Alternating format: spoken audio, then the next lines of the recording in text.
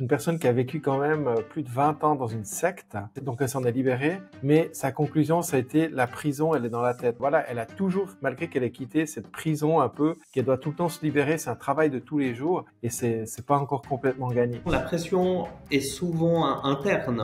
Dans l'hypnose, quand j'ai des cadres qui viennent me voir, la plus grande pression, elle est interne. C'est notre perception de ce qu'on est censé faire ou du résultat qu'on doit faire et puis des moyens qu'on a. À peu près 70% des cadres considèrent quand même que la résilience est peut-être la compétence la plus critique pour être capable de faire face à l'environnement qui est en constante évolution, qui bouge beaucoup et peut-être aujourd'hui plus que jamais. Cette âme d'enfant qui prend le risque, qui essaye en se disant ok, je me fais pas un film sur les difficultés que ça va être de vivre à Saint-Gall et de trouver un appartement. Je vais là-bas, je signe mon contrat et le même jour, je visite des appartements pour trouver un lieu où vivre. J'ai déjà un bon niveau d'allemand et tout d'un coup un client vient réclamer vers moi et puis je lui dis je m'excuse, j'ai pas bien compris. Est-ce que vous pouvez juste répéter la problématique parce que ce mot-là je le comprends pas. Il me dit ah mais c'est pas grave, j'aimerais parler au chef. Et là je rigole et je le regarde volontiers dans les yeux et je lui dis je suis navré mais le chef c'est moi. Alors il faudra prendre le temps pour m'expliquer parce que j'arriverai à solutionner votre problème. Finalement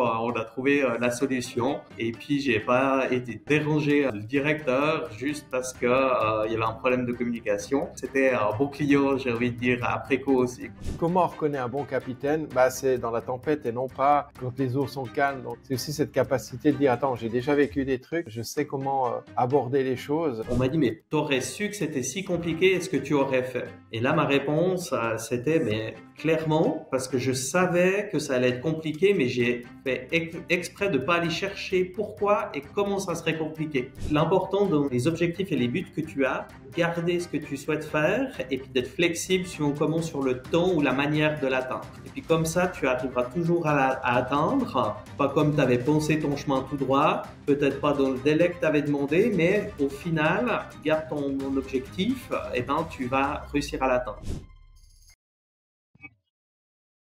Bonjour la communauté, c'est Arnaud et Stéphane et vous êtes sur Ciel, le podcast qui décode l'intelligence émotionnelle et le leadership. Et aujourd'hui, nous abordons un sujet d'importance dans notre vie, tant personnelle que professionnelle, la résilience, une compétence clé pour évoluer et s'adapter. Alors dans cet épisode, nous allons explorer 3 questions essentielles. Comment faire preuve de résilience pour prendre des décisions difficiles et assumer ses choix, même en tant que cadre? Comment nos expériences personnelles forgent notre résilience? Et surtout, les risques de l'épuisement émotionnel.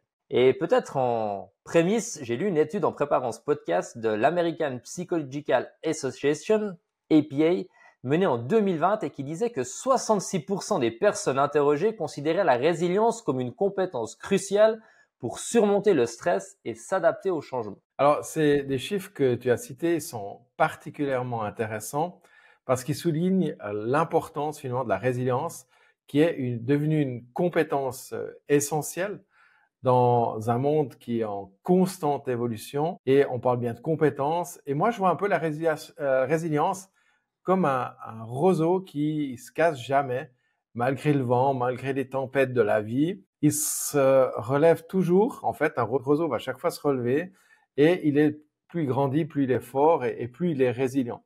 C'est une sorte de force intérieure qui nous permet justement de faire face aux tempêtes de la vie pour nous permettre de se relever à chaque fois qu'on chute et puis transformer ces épreuves en opportunités, en tremplin, en opportunités de croissance. Et comme j'aime bien le dire, on n'apprend pas à tomber, on apprend à se relever. Et puis il y a quelqu'un que je pense tout le monde connaît, qui a dû certainement faire preuve de beaucoup de résilience.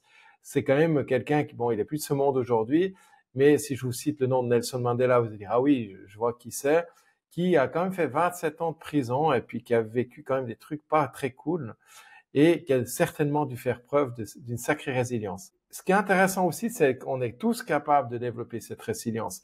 Et puis, c'est pas une exclusivité pour une partie de la population ou des gens élitistes, c'est vraiment quelque chose qui peut nous habiter, qu'on peut tous développer, donc c'est une vraie compétence.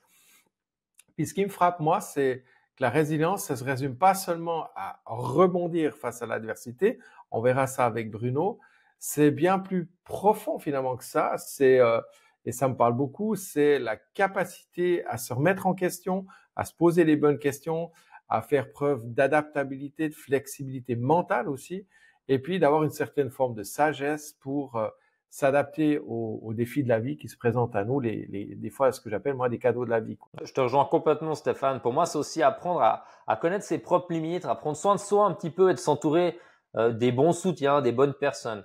Car il y a vraiment aussi un risque d'épuisement émotionnel. Et nous en parlerons avec Bruno, comme tu l'as dit tout à l'heure. C'est trouver la force intérieure pour assumer pleinement ses choix, même quand cela demande parfois un peu de courage. Puis justement, on parle de Bruno, là, on n'arrête pas de parler de lui maintenant.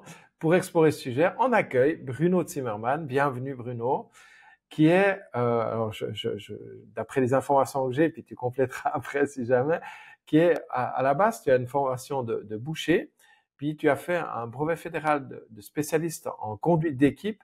Il faut savoir que pour les gens qui sont pas suisses, un brevet fédéral, c'est quand même assez proche d'un bachelor en termes de niveau. Et puis, il est cadre aussi depuis bien des années maintenant. Et tu as travaillé pour des grandes entreprises dans le secteur de la distribution et de l'alimentaire en Suisse. Et tu as accepté, et on te remercie, de partager ton parcours hyper intéressant, passionnant, où tu as voyagé entre la Suisse, l'Allemagne, le Canada avec nous. Donc Bruno, je te remercie encore sincèrement d'être là aujourd'hui avec nous. Et puis, que tu puisses nous parler un peu de ton parcours et de ton expérience. Après, on va spécifiquement aussi parler de la résilience. Voilà, je te laisse peut-être te présenter un petit peu qui tu es, ce que tu as envie de dire sur toi. Merci beaucoup de m'accueillir ici dans ce podcast. Effectivement, boucher charcutier de métier. J'ai 15 ans dans des petites boucheries avec des petites entreprises où le patron c'était mon chef direct, et puis après coup j'ai pu évoluer dans de grandes entreprises où finalement le propriétaire n'était plus mon chef direct, et puis que ça amenait aussi une autre complexité. Peut-être dans mon parcours, une chose qui n'a pas été mentionnée, suite au brevet de spécialiste de la conduite d'équipe, il y a un module connaissance de soi avec notamment un petit peu de programmation neurolinguistique, PNL, ce qui m'a amené aussi à m'intéresser à l'hypnose. Et puis, je suis aussi thérapeute et coach en hypnose ericksonienne. Donc, par rapport au stress ou aux difficultés à surmonter, j'ai aussi ici utilisé 2-3 choses pour moi. Et puis, actuellement, je suis en couple, relation à distance. Par contre, j'ai vécu pendant 8 ans avec une femme qui avait 2 enfants. Donc, j'avais en même temps que d'être cadre dans une entreprise, je devais m'occuper d'une famille avec 2 enfants. Pas une mince affaire. Voilà un petit peu pour mon profil. Ok, merci beaucoup pour ta présentation. Je vois que tu as un parcours assez varié et qui, je présume, n'a pas toujours été simple. Je me rappelle aussi quand on a préparé ce podcast ensemble, tu m'as parlé aussi de tous tes voyages où tu as été à l'étranger. On pourra peut-être en parler un tout petit peu après. Tu as quitté ton pays, tu étais apprendre des langues, une et deux, hein, si je me rappelle bien, parce que tu m'avais parlé que tu avais été au Canada aussi, puis tu étais un peu à Berlin, là tu l'as pas vraiment dit, mais c'est vrai tout ça? Exactement. En fait, enfant, j'avais absolument pas envie d'étudier, et je me souviens crier peut-être aussi fort que ma maman, non, ça m'intéresse pas l'allemand. Et puis finalement, dans le monde professionnel, c'est quelque chose de super important en Suisse de parler l'allemand. Et puis le déclic a été lors de mon service militaire où j'étais cadre pendant 5 ans et relativement bon parce qu'on m'a proposé un poste supérieur où j'ai pu prendre un poste d'adjudant état-major. Et puis à ce moment-là, j'avais été dans une équipe qui était bilingue, mais réellement c'était très germanophone. Donc, je suis passé d'un bon Bruno ou adjudant sergent-major chef à un mauvais adjudant état-major, et ça m'a vexé. Et je me suis dit, bon, il faut faire quelque chose pour s'en sortir, par apprendre l'allemand. Et là, j'ai fait un séjour linguistique de 10 semaines, mon premier séjour linguistique de 10 semaines en Allemagne, pour pouvoir me débrouiller en fait lors de mon service militaire. Et en Suisse, c'est 1 mois par année. Donc juste pour ça, je me suis donné les moyens. J'ai quitté pendant 1 mois, ou non pas pendant 10 semaines, pardon, Laurence, les enfants. J'ai expliqué ma démarche, ils me soutenaient et ça c'était vraiment chouette. Et depuis lors, je fais toujours de la promotion pour les langues à l'école, hein, de dire à tous mes neveux et nièces ou aux jeunes enfants, ben faites attention, c'est intéressant, c'est important, et j'essaie de le montrer comme quoi c'est utile et puis on peut s'en sortir beaucoup mieux. Et une fois qu'on a l'allemand, c'est pas mal, mais quand on voyage un petit peu dans le monde, ben il manque quand même l'anglais. Et puis, si on veut travailler un peu plus international, ben, il faut aussi avoir cette capacité-là. Toujours dans le domaine militaire, par exemple, je pourrais faire des engagements à l'étranger, mais il me manquait l'anglais. Donc, j'ai décidé de partir à Toronto pour avoir les bases, parce que j'en avais quasiment pas. Et puis voilà, j'ai fait 5 mois au Canada et c'était une chouette expérience. Déjà, je trouve que c'est hyper intéressant dans le sens où, tu vois, on parle de résilience, on parle d'adaptabilité, de flexibilité.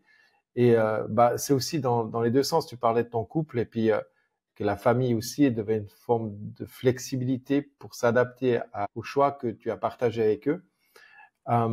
Et puis c'est intéressant parce qu'il y a une étude qui a été faite par McKinsey où ils disent justement, là si je refais le lien avec la conduite, hein, c'est que à peu près 70% des cadres considèrent quand même que la résilience, alors on pourra un peu développer ça, comme une compétence ou peut-être la compétence la plus critique pour être capable de faire face à l'environnement qui est professionnel, qui est comme constante évolution, qui bouge beaucoup et peut-être aujourd'hui plus que jamais. Et moi, ça m'intéresse aussi par rapport à ça. Si on revient dans le domaine de la conduite, pour toi, Bruno, quels ont été tes principaux grands défis dans ta fonction de conduite déjà, où tu as dû relever, tu as dû t'adapter, mais aussi peut-être même dans ta vie personnelle, si tu peux peut-être nous donner 1 ou 2 exemples de grands défis où ça t'a coûté aussi hein, de faire des choix stratégiques et importants dans ta vie. Alors peut-être une expérience dans une grande entreprise où j'avais la responsabilité de 13 collaborateurs. Et puis, je suis arrivé dans cette entreprise après 2 autres responsables avec qui ça s'était mal passé. Puis, l'adjointe qui était en poste, elle voulait en tout cas pas prendre la responsabilité parce qu'elle savait que c'était compliqué au niveau émotionnel et puis gestion d'équipe. Et puis voilà, je suis arrivé dans cet environnement-là.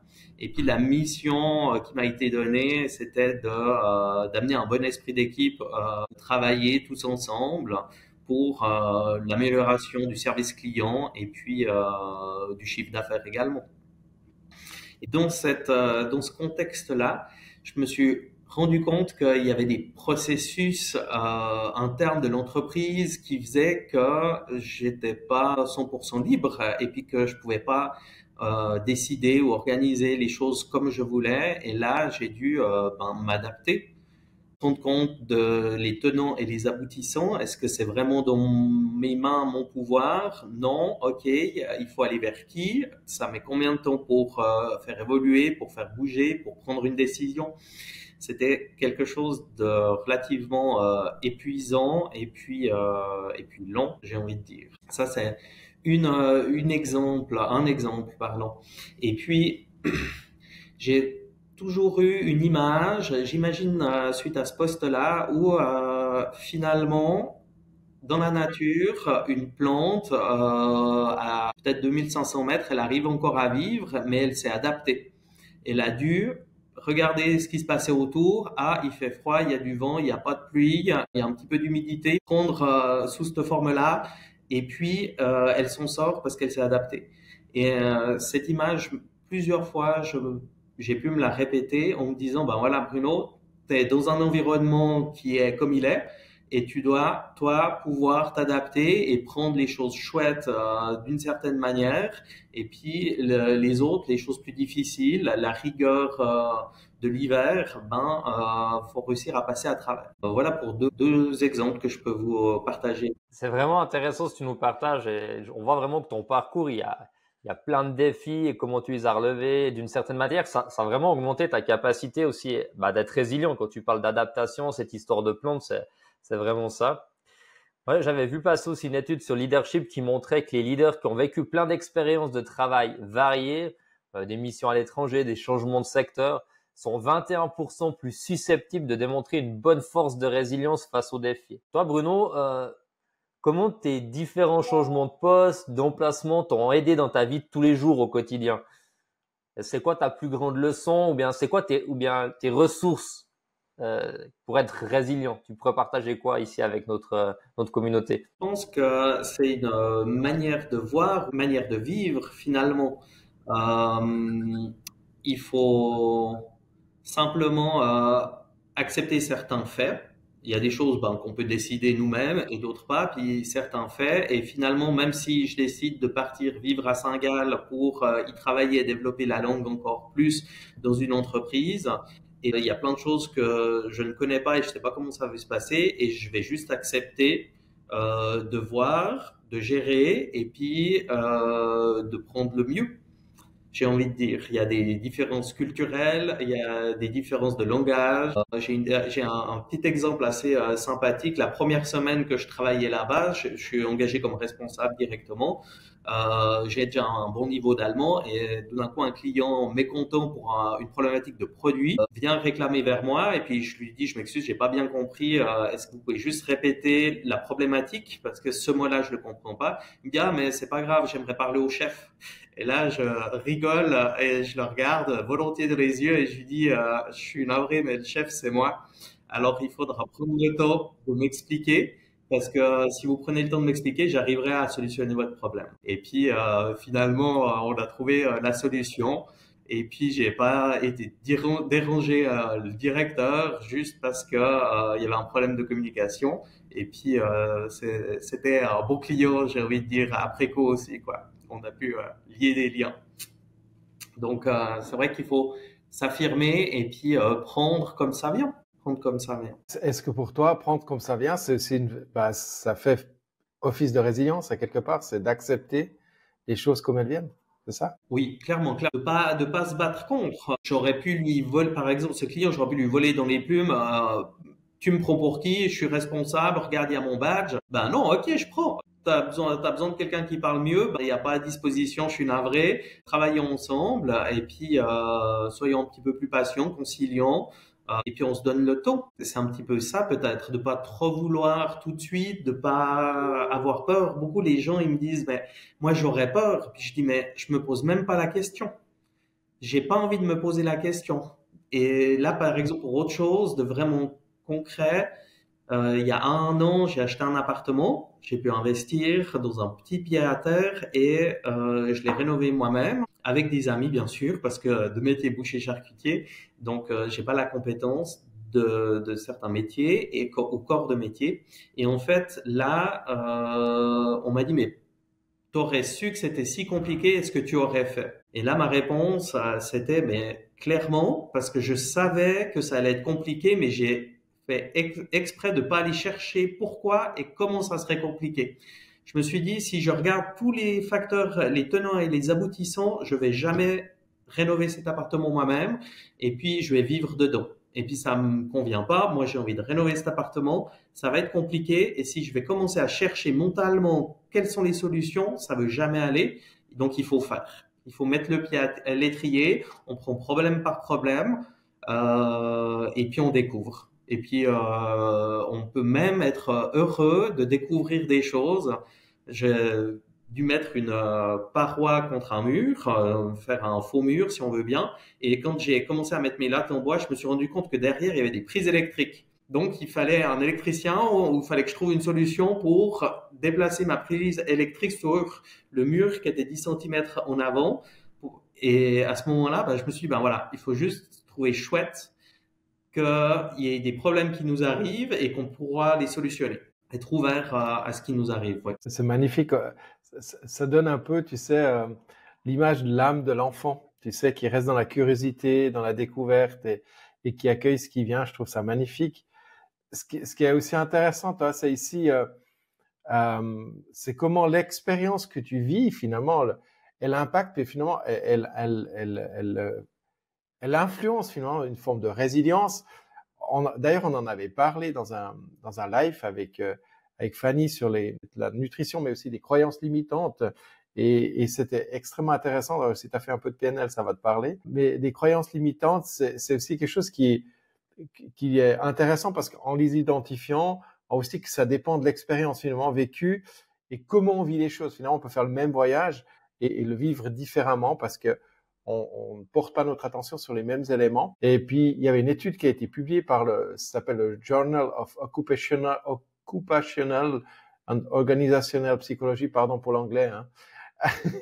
C'est pas forcément ma langue de prédilection, si vous voulez, je le fais en suisse-allemand, montre que finalement, les individus qui ont fait face à des défis, même modérés, hein, dans leur carrière, présentent des niveaux de résilience d'environ 35% plus élevés. C'est quand même intéressant de voir que les défis qu'on rencontre, qu'on surmonte, finalement, c'est ça aussi. Quand tu posais la question si tu avais eu peur, etc., ça nous aide justement à aller de l'avant. Et on avait mis ça dans un post aussi. C'est quelque chose que j'aime beaucoup. J'avais entendu et j'ai retenu. Comment on reconnaît un bon capitaine? C'est dans la tempête et non pas quand les eaux sont calmes. Donc, c'est aussi cette capacité de dire, attends, j'ai déjà vécu des trucs. Je sais comment aborder les choses et je trouve ça intéressant. Donc voilà, un bon capitaine, il se reconnaît pas dans la tempête, pas dans les eaux calmes, il se reconnaît dans la tempête. Toi, Bruno, est-ce que tu dirais que certains de tes défis que tu as rencontrés auraient pu te bloquer par la suite et surtout, comment tu as fait pour avoir le bon état d'esprit? C'est quoi l'état d'esprit que tu cultives quand tu rencontres des gros défis dans la vie, des trucs où tu dis, voilà, là, ça va être dur, ça va être galère, enfin, tu vois un peu le truc, quoi. C'est quoi l'état d'esprit que tu cultives? C'est quoi les pensées que tu as? C'est vraiment du step by step. Si la problématique semble trop grande, on va la prendre un petit peu moins large et puis je vais en fait l'adapter à ce qui est possible de faire aujourd'hui et puis cette semaine sans penser concrètement qu'est-ce qu'il y aura dans 6 mois, mais qu'est-ce que je peux déjà faire et réussir cette semaine-là. C'est assez sympa ce que tu disais avant, cette âme d'enfant. C'est un petit peu ça peut-être qui aide et qui sauve. On pourrait se dire dans mon exemple tout à l'heure que finalement tu mets un mur devant un autre et tu penses même pas qu'il y a une prise électrique derrière, c'est un peu con. Alors mentalement parlant, effectivement, mais quand tu es pris dans le travail, quand tu es pris dans un contexte, tu peux pas tout voir. Et puis, cette âme d'enfant qui prend le risque, qui essaye, elle est super aidante à d'autres moments, en se disant, OK, je me fais pas un film sur les difficultés que ça va être de vivre à Saint-Gall et de trouver un appartement. Je vais là-bas, je signe mon contrat et le même jour, je visite des appartements pour trouver un lieu où vivre. J'ai eu de la chance, sur 6 appartements, j'ai pu trouver un appartement. Et par rapport à la log, il y a quand même une petite anecdote un peu sympa. J'ai été visiter un appartement qui coûtait pas cher, mais c'était pour des personnes âgées. Donc c'était des appartements protégés. Et puis j'avais pas bien compris l'annonce à ce moment-là, mais voilà, je me suis rendu compte sur place que c'était pas un appartement pour moi. Donc il faut essayer, faire, et puis s'en sortir, c'est chouette. C'est intéressant et c'est plein de sagesse en fait tout ce que tu nous partages là. On voit aussi des fois si les défis sont vraiment insupportables ou insurmontables, peut-être que il y a une question de mindset, d'esprit, mais ça pourrait aussi toucher les émotions, ça pourrait amener une sorte d'épuisement émotionnel parce qu'on voit qu'on n'y arrive pas et puis qu'on n'a pas cette résilience-là. Est-ce que toi, parfois, dans les défis que tu as vécu, tu t'es senti parfois aussi épuisé émotionnellement? Tu aurais quelque chose à nous raconter par rapport à ça? Ou c'était difficile quand même? Oui, je pense que ma plus grande difficulté, c'était dans une entreprise d'agroalimentaire où une décision avait été prise de licencier 2 collaborateurs. Et puis, il y a eu des entretiens qui ont été repoussés plusieurs fois parce que la personne RH n'était pas disponible ou le directeur n'était pas disponible. Et à ce moment-là, je me suis dit, mais qu'est-ce qui se passe? On va en avant pour 2 licenciements sur une équipe de 12 collaborateurs, c'est quand même quelque chose. Et puis, la structure, elle bloque. Est-ce que j'ai pas pris la bonne décision ou on n'a pas pris la bonne décision? Je n'étais pas tout seul, mais on n'a pas pris la bonne décision. Quel est le message là derrière? Et là, c'est le mental qui commence à réfléchir, à remettre les choses en cause. Et puis finalement, c'est un peu de comprendre qu'il y a une structure, que ça nous impute pas tout, et puis de savoir où est-ce qu'on va. Puis à ce moment-là, de pouvoir faire un pas de recul et puis dire, OK, Bruno, le but, c'est que l'équipe, elle aille bien et puis qu'on puisse développer le chiffre d'affaires avec un service client au top. Et puis, une fois que ces deux collaborateurs seront plus là, on pourra recommencer dans une autre atmosphère. Et puis, il faut être patient. On m'a dit un jour, je sais pas qui c'est, je pense que c'était un militaire qui m'a dit, l'important dans les objectifs et les buts que tu as, c'est de garder ce que tu souhaites faire et puis d'être flexible suivant comment sur le temps ou la manière de l'atteindre. Et puis comme ça, tu arriveras toujours à atteindre, pas comme tu avais pensé ton chemin tout droit, peut-être pas dans le délai que tu avais demandé, mais au final, si tu gardes ton objectif, eh ben, tu vas réussir à l'atteindre. Et puis d'être flexible sur d'autres choses. La pression est souvent interne. Autant dans l'hypnose, quand j'ai des cadres qui viennent me voir, la plus grande pression, elle est interne et c'est notre perception de ce qu'on est censé faire ou du résultat qu'on doit faire et puis des moyens qu'on a. Et quand on pose ça à plat, souvent, on arrive à se rendre compte qu'on peut lâcher prise un petit peu. Un exemple très très basique que j'ai eu quand j'avais 20 ans, c'était de me dire, OK, je dois aller travailler pour 5 heures, je suis responsable, il faut être à l'heure, mais de temps en temps, il y a des accidents sur la route et puis on est en retard. Et finalement, au lieu de s'énerver et puis de faire des bêtises en roulant vite, c'est de se dire, bon, mon but, c'est quoi? C'est d'aller travailler. Alors aujourd'hui, sûr, je vais aller travailler. Je vais pas arriver à 5 heures pour travailler, mais peut-être 5h30, peut-être 6 heures, mais mon but, c'est de travailler et aujourd'hui, je vais travailler. Et là, ça m'a relaxé, mais mon sentiment vraiment négatif est parti. Je me suis dit, ah voilà, là, je tiens quelque chose de changer cette perception. Merci beaucoup, c'est super intéressant.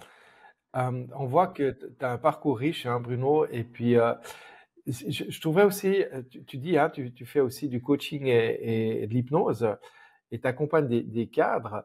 Est-ce que tu aurais peut-être juste une anecdote où tu as pu aborder cette notion d'adaptabilité, de flexibilité, ou un constat que tu aurais peut-être fait? Flexibilité avec un cadre. J'avais eu une cadre intermédiaire qui est venue me voir.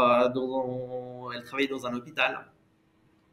Et puis, elle avait une problématique de relationnel avec son chef où il lui semblait qu'il demandait trop, il lui semblait qu'il n'était pas juste. Et puis, quand elle est venue me voir, j'ai dit, volontiers, on peut travailler là-dessus. Par contre, moi, je vais pas changer votre chef. Moi, je vais pouvoir regarder avec vous pourquoi est-ce que ça vous fait mal quand il a ce comportement-là. Et puis, est-ce que cette douleur ou cette problématique, elle est bonne pour vous, intéressante ou pas. Et puis la finalité, après peut-être 3 ou 4 séances, ça avait été la révélation qu'elle a eue, c'était que son papa qui était gendarme, elle le voyait comme quelqu'un qui avait l'autorité, qui était toujours juste, et puis qu'il fallait suivre ce qu'il disait.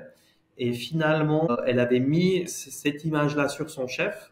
Peut-être tous ses chefs avant, ça je sais pas, mais en tout cas sur son chef ici. Et puis c'est pour ça que si son chef faisait quelque chose de pas très juste, elle le vivait très très mal. Parce que dans sa perception intérieure, c'est comme si son papa faisait quelque chose de mal ou si c'est comme si une personne très importante faisait quelque chose de mal. Et finalement, on a dissocié, elle a dissocié son papa et puis l'estime d'un enfant vers un adulte.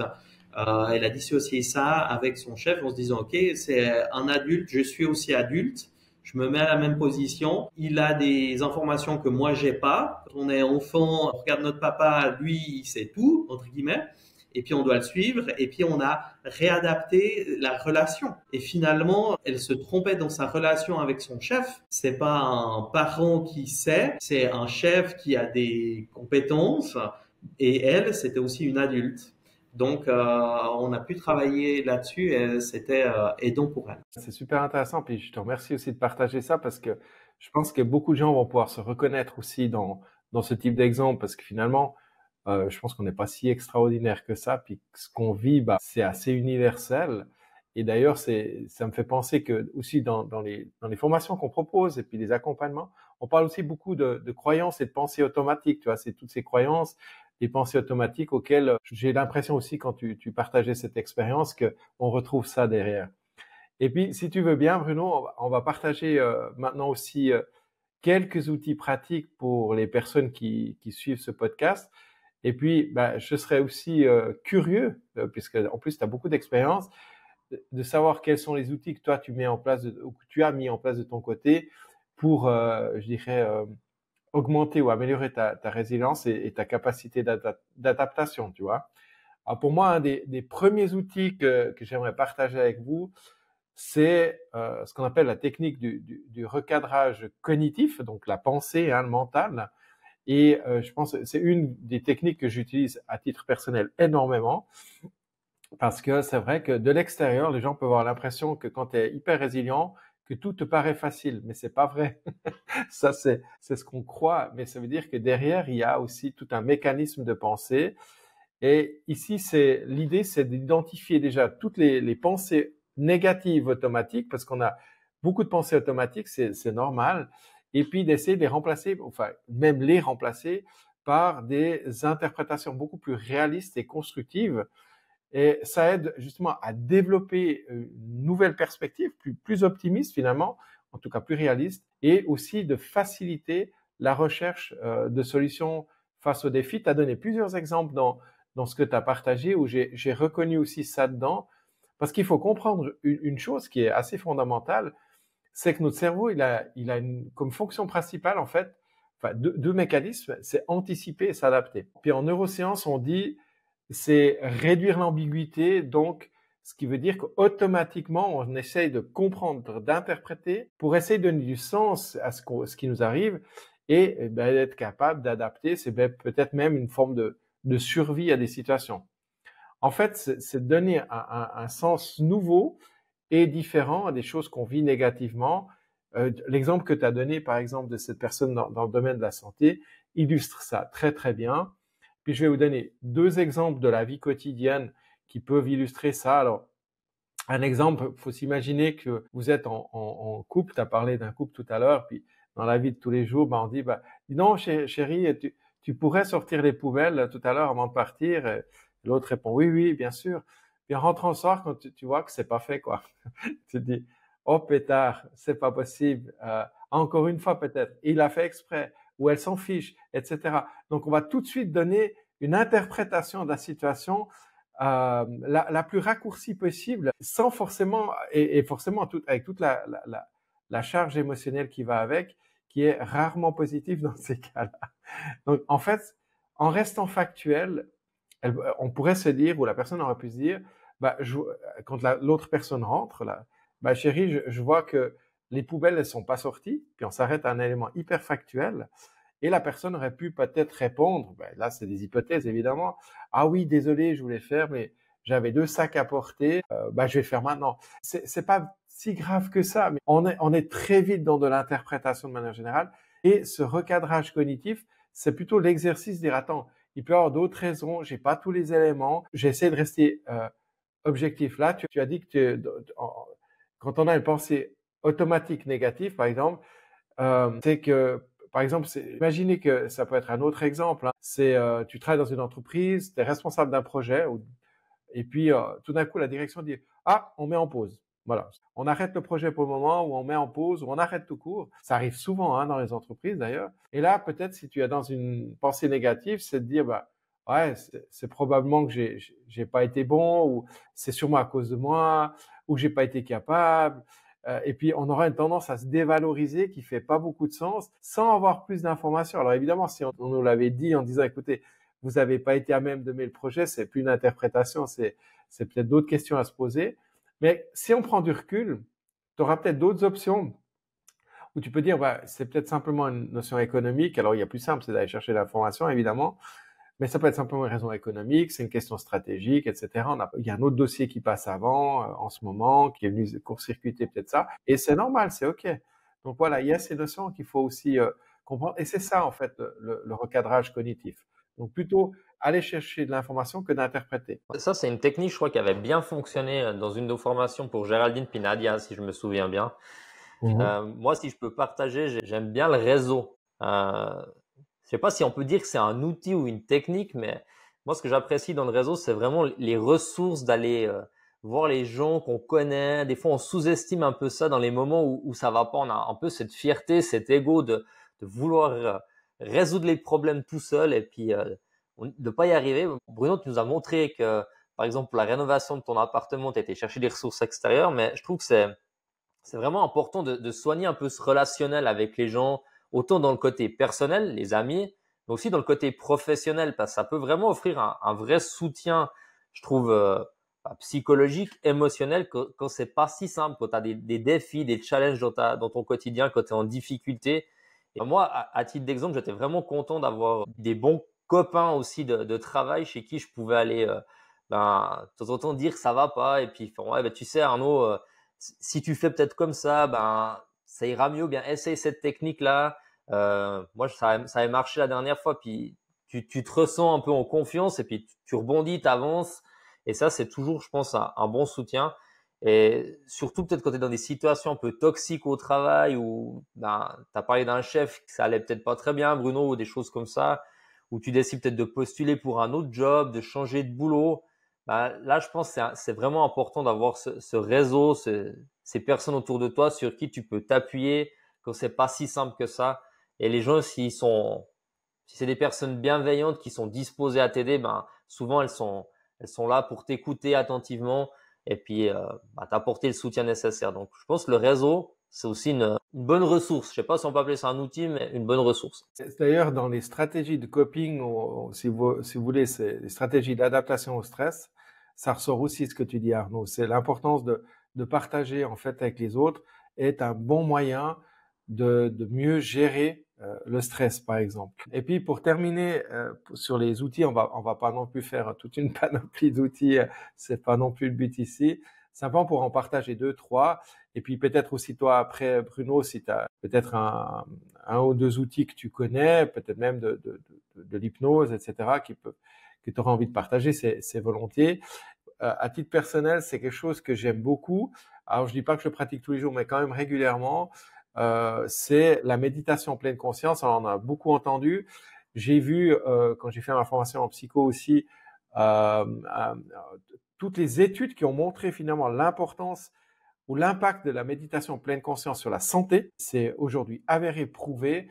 Ils avaient même testé un monsieur qui s'appelle Mathieu Ricard qui a fait aussi, en fait, qui s'est prêté au jeu et qui est un moine bouddhiste qui parle beaucoup aussi de ça, et ils l'ont testé. Évidemment, ils pratiquent aussi la méditation en pleine conscience, et ils ont pu démontrer aussi scientifiquement l'impact sur la santé, que ce soit au niveau de la pression artérielle, que ce soit à plein de niveaux, en fait, la qualité du sommeil, j'en passe, comment la méditation en pleine conscience, elle impacte finalement notre santé, notre capacité à faire face. Donc, c'est un outil qui est quand même hyper puissant pour rester ancré dans le présent et gérer le stress. Et puis, avant toute chose, c'est important, peut-être si vous n'avez pas l'habitude de le faire, c'est de commencer petit. Vraiment, même si c'est que 3, 4, 5 minutes chaque jour, mais c'est la régularité qui va faire la différence. C'est vraiment important d'être dans une forme de régularité. D'ailleurs, on parle aussi de plasticité cérébrale. Hein. Le cerveau, il a besoin de s'adapter au changement.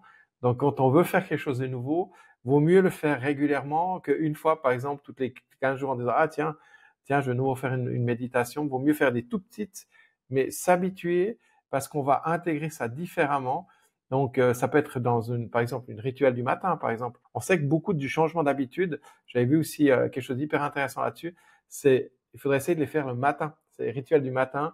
C'est là où on a le plus de disponibilité aussi, mais en petite quantité, encore une fois. C'est beaucoup plus digeste et ça me fait penser, tu disais aussi, Bruno, tout à l'heure, les gros trucs où il faut aborder énormément de choses en même temps.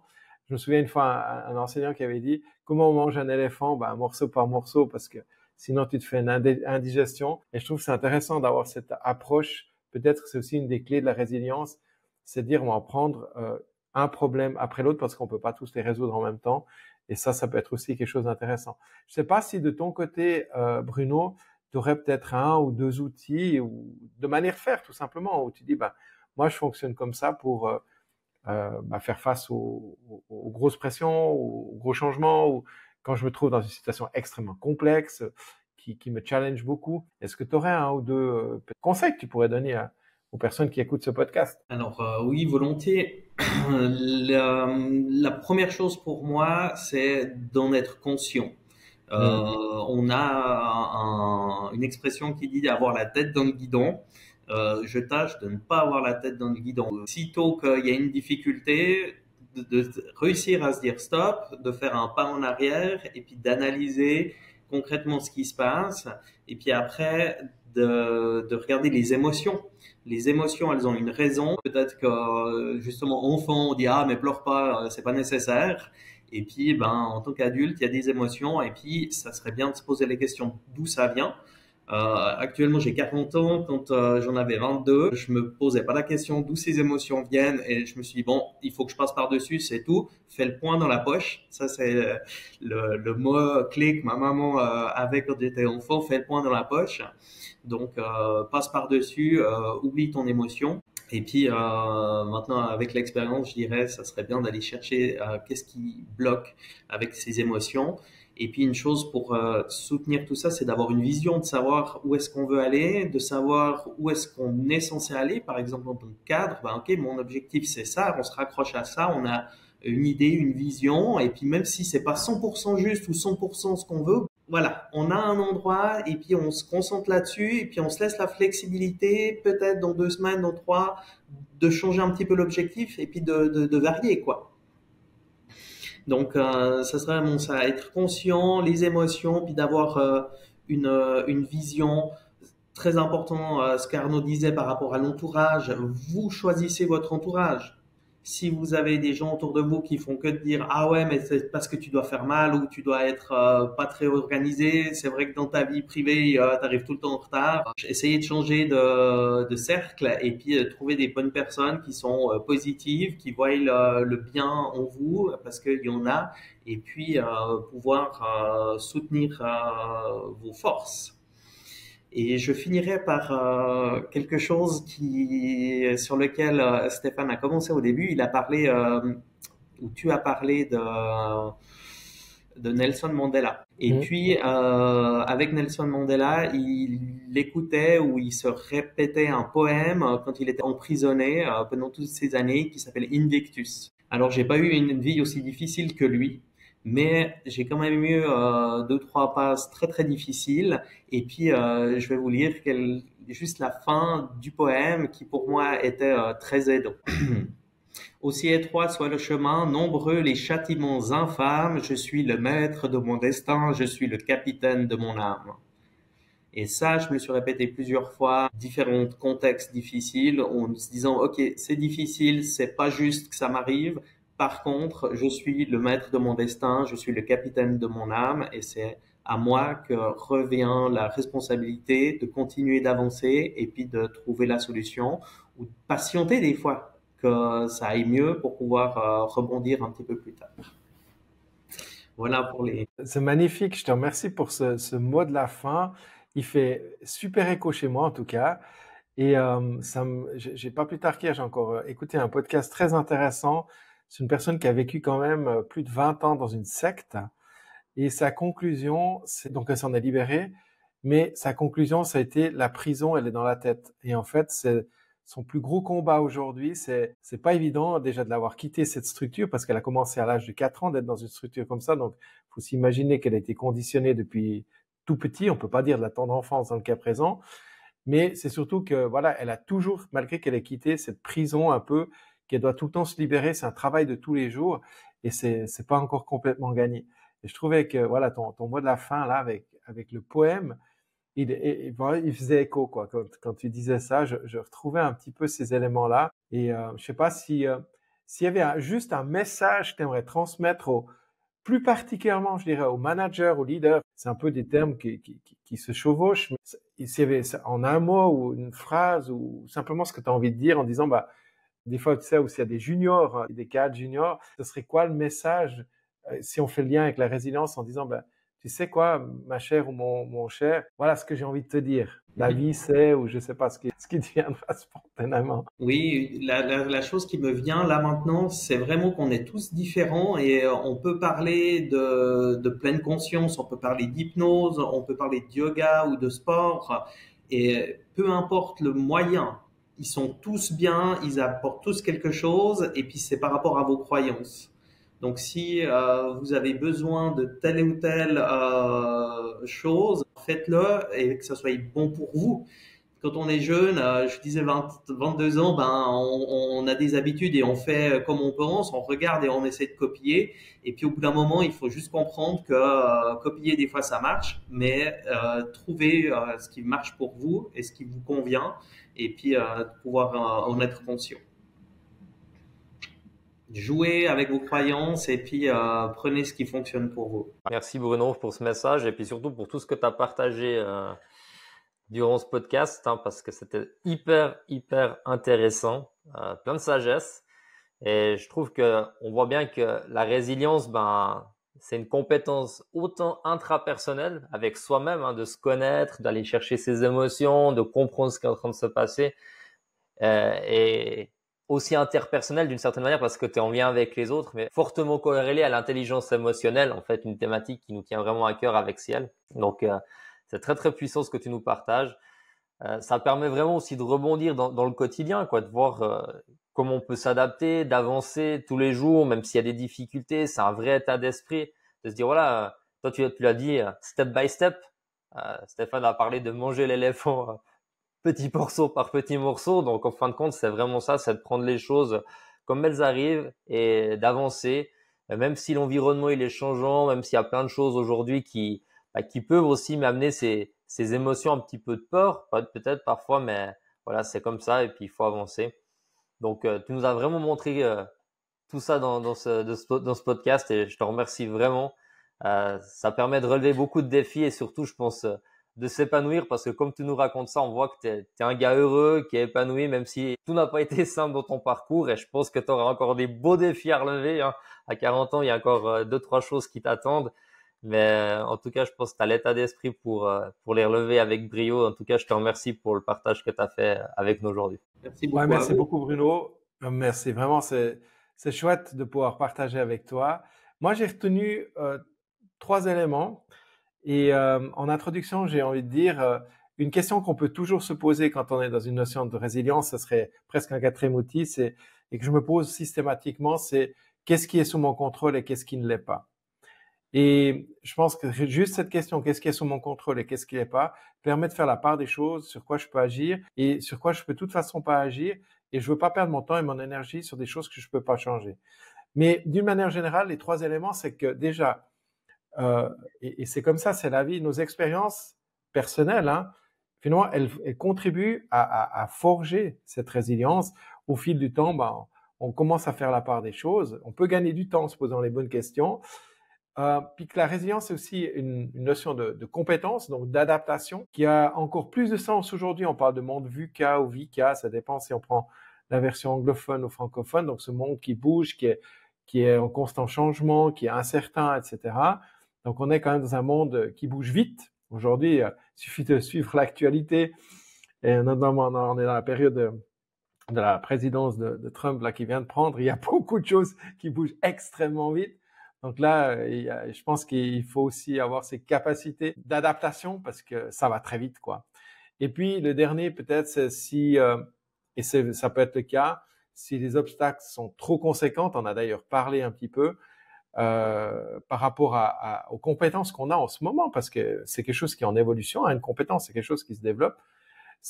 On peut aussi, si on se casse les dents, comme on dit, on peut perdre beaucoup d'estime de soi. Et là, ça serait un peu l'effet inverse qui se produit. Donc, aussi, ce que disait Arnaud, savoir s'entourer, etc., c'est super méga important. Et aussi reconnaître que, voilà, peut-être il y a des situations où on est un peu démuni, puis on a besoin d'aide. Je pense que c'est plutôt un signe d'intelligence et pas de faiblesse. Moi, j'aimerais encore une fois te remercier sincèrement, Bruno, pour ton partage d'expérience, parce que aussi pour les gens qui nous écoutent ou qui vont suivre ce podcast, je pense qu'ils vont pouvoir se reconnaître aussi dans ce qu'on partage, parce que voilà, on est entre guillemets des gens, j'ai envie de dire, ordinaires. Et c'était aussi un peu le but ici dans ce podcast.